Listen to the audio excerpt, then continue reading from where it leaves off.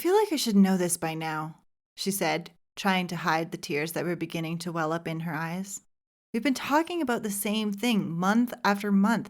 Why do I feel like I'm realizing it for the first time all over again? I'd been coaching my client for about 8 months, and she was making incredible progress in her romantic life. But at this moment, she felt like she had gone back to square one. I feel like I'm taking up too much space in this relationship. And I asked, what's wrong with that?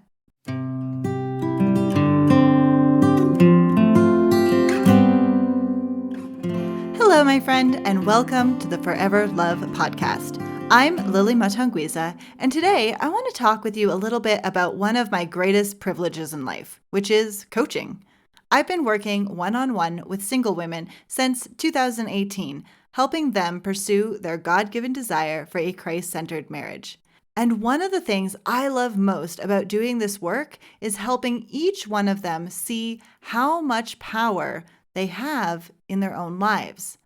I think that one of the biggest challenges we face right now as a society is knowing we're entitled to enjoy certain things without feeling empowered to actually obtain them. So today, I thought it would be fun to talk a little bit about how I use coaching to help empower women during this season of singleness.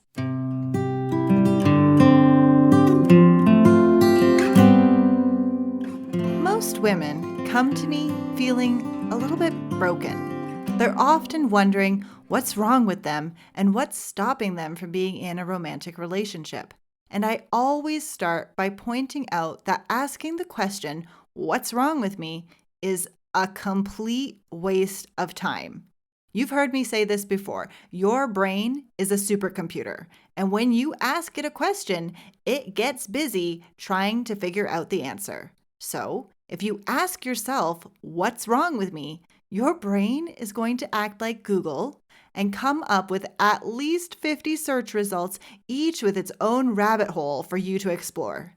And the more you ask this question, the longer the list gets and the more time you spend going through search results until you've basically memorized the first 10 pages. I'm too ugly. I'm too old. I'm not funny. I'm boring. I'm too broken. I can't trust. I'm too hurt. I've wasted the best years of my life. That's when I come in and help my clients and students practice asking better questions. Because your mind is not supposed to be left unattended to just think for itself. It needs you to be actively engaged in directing it. You are not your mind. You are the controller of your mind. And that means being aware of the questions you're putting into your brain and surrendering the ones that no longer serve you. I like to imagine that there's this big glass box at the foot of the cross, and whenever I notice a thought or a question that doesn't serve me, I can just surrender it to Christ by writing it down on a little piece of paper and slipping it inside the box for Him to keep for me. I can see them in there. I am aware of what they are, but I am also aware of the fact that they don't serve me and I can separate myself from them. And you're going to hear me talk about surrendering things that don't serve us a lot because we are bombarded with the message about how we are expected to serve God and others. But we tend to let that servitude spill into other areas of our lives as well. And then we end up accidentally creating lots of idols. Remember, we don't serve things.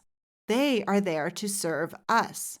When they no longer serve us, we're allowed to surrender them to Christ. This goes for everything from household items to theologies, ideologies, cultures, religions, relationships, traditions, and more. If it does not serve you in your efforts to live a life that brings glory and honor to God, feel free to surrender it. Because what is the point of a relationship if it enslaves you? What is the point of a religion, tradition, or culture if it does more damage to the people who are using it than good? And it's not that any of these things are inherently bad. It's just that we've usually outgrown its purpose in our lives. And if we get too attached to these things, we end up carrying them around with us and either resenting them because they've become burdens or worshiping them as idols. This is what makes surrender so sweet. Now, let's get back to my opening story and my client who is worried about taking up too much space in her relationship. Let's take a minute to notice some of the ideas that we might all like to surrender. For example, that it is wrong to take up space in a relationship, that space is limited, or that taking up too much space will inevitably destroy the relationship. All of these thoughts make her and you feel scared and cause us to shrink back. When we think this way, we don't know how to show up for a relationship. We don't know how to be ourselves in a relationship, and we don't create much space for relationships in our lives. Notice the pattern, the life code here in play. Life, mind, emotion, actions, results. In the mind, we have taking up space is bad. The emotion that creates is fear, and the action is shrinking back. Instead of letting these thoughts continue to float around in our brains unchallenged, we want to follow the advice in 1 Corinthians 10:5. Demolish arguments and every pretension that sets itself up against the knowledge of God, and we take captive every thought to make it obedient to Christ. Now, with over 60,000 thoughts per day, you can't control every single thing that pops into your head. A lot of those thoughts are just automatic, and that's okay. But that doesn't mean you should just keep and believe every default thing your brain offers you. No, you want to challenge those thoughts. Is it true? Would God agree with me? And who would I be without that thought? Most of us are overly committed to believing thoughts that do not serve us just because we've had them for a long time. For example, I always thought I wasn't good at math. There's no truth to that statement, though. It's really quite comparative. Who or what am I comparing my math skills to? The truth is, my math skills have never actually prevented me from getting something I really want in life. The biggest challenge you'll face is having to do this work over and over again. When you start to confront old thought patterns that have been running in the background of your life for as long as you can remember, it's going to take some time to reprogram them. And for a while, it might seem like you're not getting anywhere. But trust me, every time you take a thought captive, challenge it, recognize how it's affecting you, and choose to surrender it to Christ, you are dying daily. Jesus says, "If anyone would come after me, let him deny himself and take up his cross daily and follow me." We don't do that by being liars and pretending that we have no wants, needs, or desires. We do that by letting go of the idea of who we are so that we can be born again in truth and in spirit. The greatest idols in our lives are not fame, money, relationships, or any of those external things that are so easy to point out in others and judge. It's the thoughts and beliefs that we hold on to and refuse to let go of, even though they make us feel small, incapable, and insignificant. Those are the real idols, and they are all thoughts which are totally optional. I hope you've enjoyed the first season of the Forever Love podcast. I've got a lot more goodness planned for you in the coming weeks and months. And one thing that I am especially excited about is including you in the show. It only takes a few minutes to leave me a message, and you can include a question, comment, or insight, and I'll respond to it in an upcoming episode.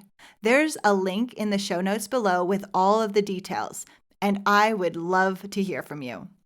And if you've enjoyed this podcast, please take a moment to hit subscribe and leave a review. I would absolutely love to hear what you think of the show. We'll talk again soon. God bless you. This episode is sponsored by my free Relationship Starter course. Discover the first step to an equally yoked, Christ-centered relationship. In this free course, you're going to learn who you are in Christ, what your core values are, and how to attract an equally yoked partner. Your marriage matters, and I believe that the best time to prepare for it is now, while you're single. That's why I created this brand new 3-part mini training series to teach single women how to love themselves deeply and authentically for who they are in Christ, so that they can establish healthy, Christ-centered relationships. When you know who you are, and more importantly, whose you are, you'll never settle for less than God's best. Go to Proverbs2426.com/start. That's Proverbs2426.com/start and begin today. If you've enjoyed listening to this episode, I want to encourage you to subscribe so that you don't miss any of the tools, wisdom, and stories that will support you on your journey towards forever love. This has been another episode of the Forever Love podcast with Lily Mtongwiza. Thanks for listening, God bless you, and I'll see you again soon.